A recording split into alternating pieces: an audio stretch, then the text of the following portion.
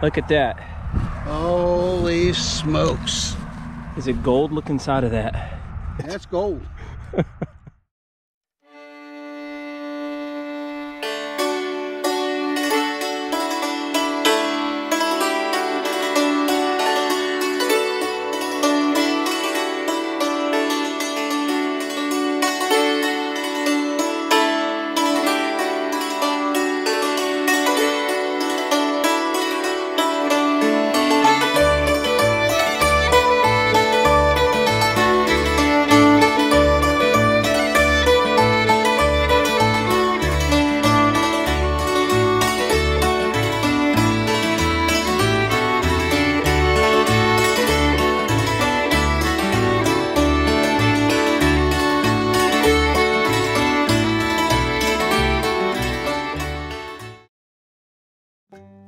We knew nothing of this site until Ken, the landowner, paid us a visit.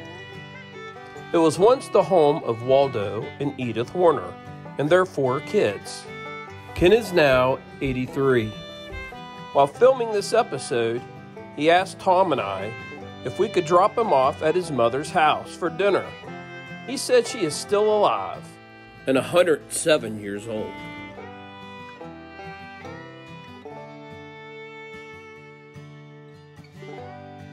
Ken tells us about the family who lived here, their 4 kids, and Edith, who the wedding ring likely belonged to. Unfortunately, Edith and Waldo and their 4 kids are all now deceased. Part 2 next week features Ken's interactions with us at the site and his showing his old tools of the past. I hope you join us.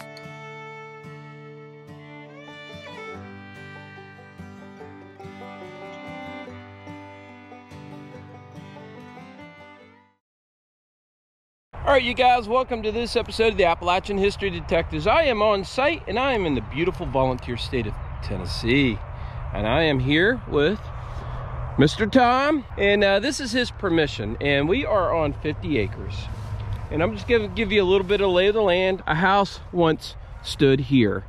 And you can see the daffodils. I'll try to go up there, show you the daffodils. Daffodils are a great indicator of where homesteads once stood. There are daffodils that come out through here and go down through here. Right down here, there is a cistern or a well. All right, let's get started. All right, I got a pretty good signal here, and the ground's absolutely full of signals. And this one seemed a little deep. So it was reading a 22. And that could be aluminum, but this is my first hole. So let's take a look at what's in there. Now the house stood right up here. So I don't know what age of a house it was. Looky there. I got a coin. Right off the bat, I got a coin. Okay, it is a wheat set. You see that? You see the wheat set on there? Yep, it's a wheat set. So it's not a bad find. First signal of the day. We'll see if we can't get a date on that. All right, not bad. All right, you guys, I pulled out a square nail, and I know that doesn't mean a whole lot to a lot of people. But it does to me, because we're trying to date whatever house stood here. And if I'm finding square nails, that tells me that more than likely this was a log house. And it sat here prior to 1880, 1890, because square nails were used extensively before that time period. Oh, look at that. Look at these geese. These are Canada geese. And I'm digging in this hole. It's choppy, choppy, choppy. And sometimes square nails will give that kind of reading. Really old nails will. All right, you guys, I got a good hit here. It's reading a, let's see what that's reading. 12 to 14. So, could be shotgun slug, but you know, actually, button's ringing that tone too.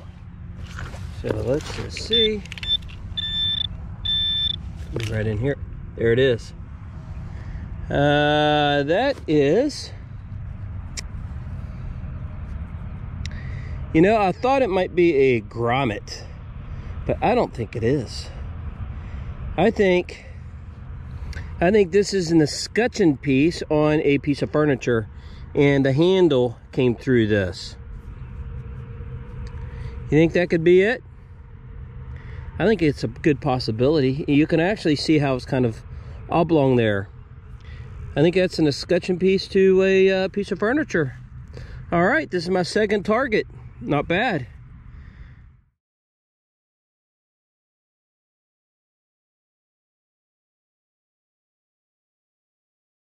All right, I popped the plug, pulled it out, and what I'm finding is mason jar lids. The same as Tom, but I found other artifacts in here that I wanted to point out. And one is a piece of crockery. There's some brick. And this house, I believe, burned down because I have found the mason jar lids that I found. I haven't shown you guys yet. You'll see them in the wrap up. I've had black on them like ash. Very strong possibility that this cabin that stood here had burned down at some point in time. All right, you guys, I popped the plug, pulled it out, and it is right in here. And there looks like a small ring right there. Is it a coin? Is it a button? Oh boy, it is.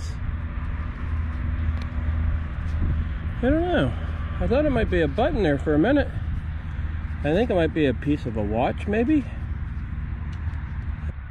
Boy, I tell you what, when I saw that rim, yeah, I thought it was a button or a coin. But it's brass and it's old. All right.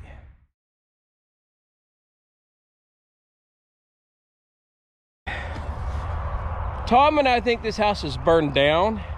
We both have found charred remains of stuff. And he came over here, and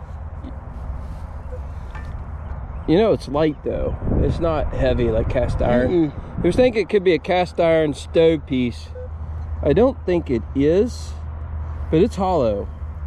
That's hollow. Yeah, it looks like a leg to something that you would slide something up into. Yeah, yeah, piece of furniture. I think it was a piece of furniture. 6 inches of black soil. You found that right up there. We're trying to determine where the actual house stood, because we're finding artifacts and relics all over here.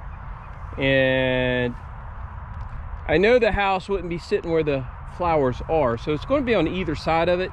So I'll come over here, and Tommy went over there, but you know, there is a rise right there.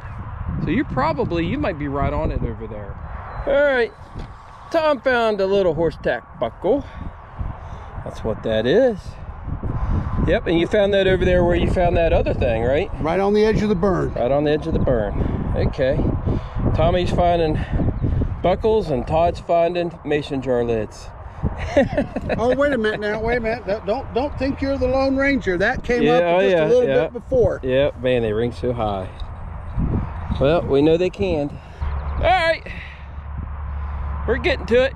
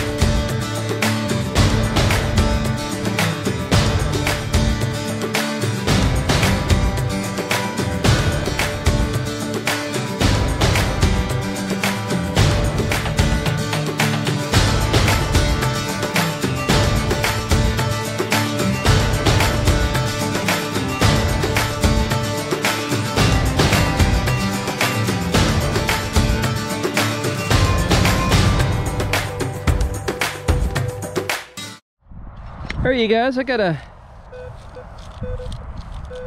solid 16 right here. I'm gonna sit you guys up. We're gonna take a look at what that is right there. Let's see if we got it. I see it. I see it. I know exactly what this is. We find these a lot back up there in Virginia. Great to find this here in Tennessee. I always say the harmonica is the Appalachian instrument that was common, more common than probably the fiddle or the banjo. And that was the poor man's instrument. All right, that's good.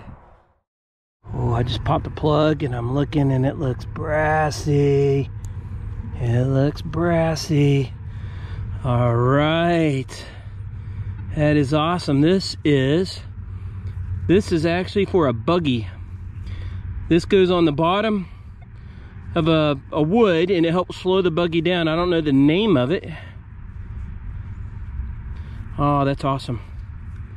That is a good relic right here. See how it's flattened right there? This is where, see that? This is where they drag it on the ground. That is a cool artifact. This is the first one I've ever found. That's awesome.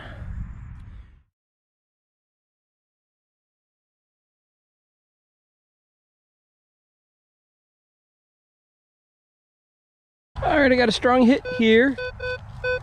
18, 19. There's the well right there. The road came around to the house. I believe the house stood right up there. Now we've been finding a lot of canning jars and mason jars in this area, and but they've been reading a little higher than this. Typically those read around 21 to 24. So 18 and 19 are normally pretty good signals. Oh, I see it. Do you guys see it? It's brass. It's brass. Right there it is. It's brass. Let's pull it out. Okay. All right, what is it? Is it a big dandy button? Let me see if there is a back mark on this. Let me clean this up a little bit. I'll bring you guys right back. All right, you guys, I cleaned it up and there's fancy on there. Can you see the flowers right there? There's flowers right there. Looks like there's a fancy around it. And you can see some flower designs right there.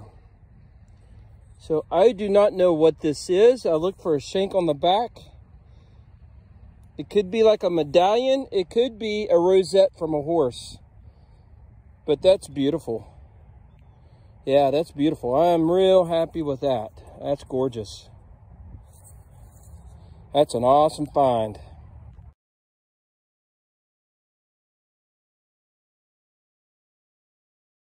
All right, I got a good little squeaker here.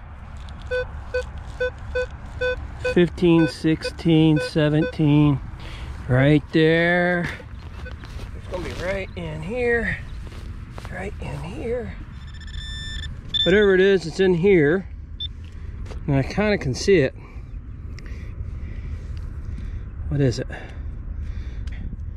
There is a rivet. That is a rivet. I love rivets. Actually, you guys, you know, a lot of diggers don't care about rivets. But one day I'll show you my collection of rivets. I keep rivets. I actually like rivets. And I'll tell you why. Because up where I live in Virginia, there used to be an old, I don't know what you call it, saddlery? Yeah, and they would make boots and saddles for the Confederates. And those will be upcoming digs. You haven't seen those videos yet because I haven't dug the sites yet. But there is an old saddlery that would make Confederate boots, and the Union would go there and attack them, trying to disrupt that business. And because a lot of the rivets up there where I live are rumored to come from there, and I don't know, I keep them. Now we're down here in Tennessee, and I know that this didn't come from up there.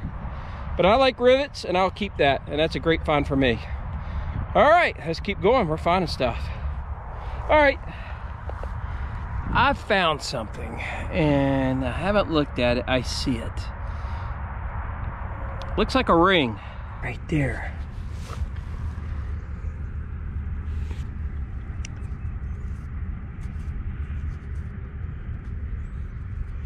You know, I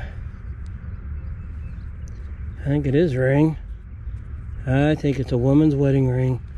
Holy cow. Oh my gosh. Looky there. Holy cow. It's gold. That is gold. I'm almost certain that that is gold. Look at that. Oh my gosh. Oh my gosh. Oh my gosh. Holy cow. Tom is going to be beside himself. Oh my gosh. I don't know if it is or not. It could be just brass. It's a wedding band, and it could be gold plated. But that is awesome. Oh my gosh, that just made the day right there. I have got to show Tom, and I want to capture his reaction. You guys want to see that? Oh, hold open your hand.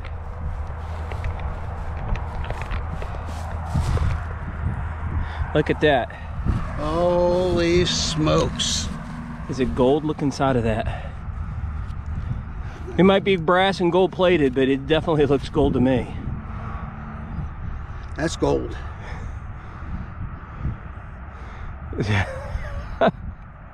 Looks gold, doesn't it? That's gold. That's a gold wedding ring. My God, it is. That is a first for me. That is beautiful. That is absolutely spectacular. That's awesome, man. That's a great find. That is a great find. Man. All right, you guys. I found my first flat button. First one. Right here. Let me pull you guys down here. It is a button. Right there's where the shank was. You can see where the shank was right there. So I'll clean this up.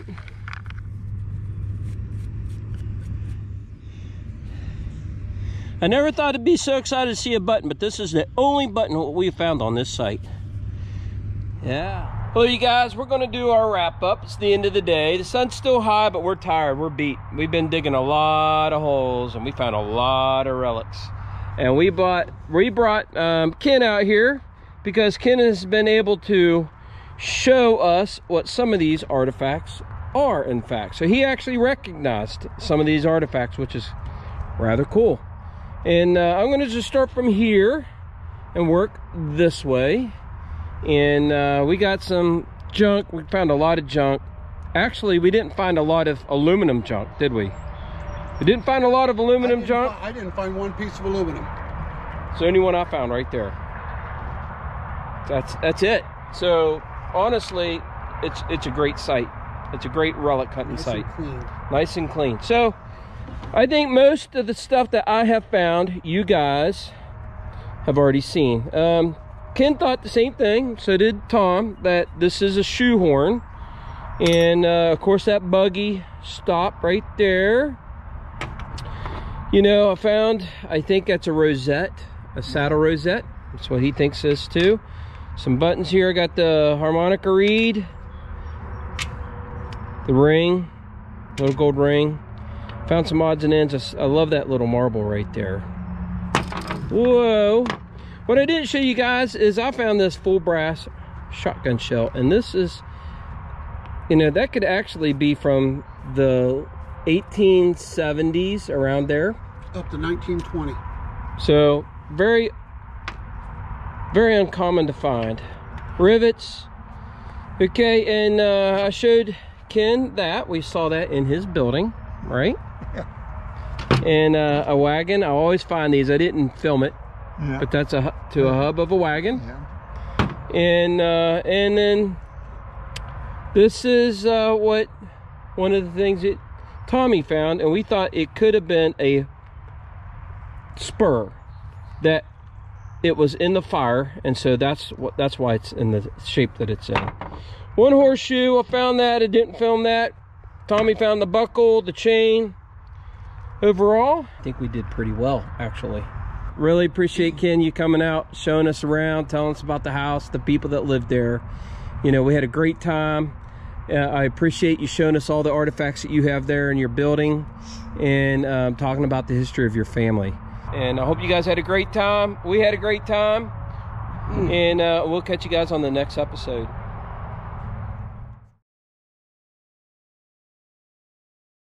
Ken brought out some baskets that his father made, and he was telling us a story about how his father could go through the trees in the woods and put his hand on some white oak and know whether it would split or not. And so he could tell by that feel whether he could make baskets and things out of that, correct? Yeah. Okay, I'm going to show you the baskets that his father made. And these are made out of White oak. White oak.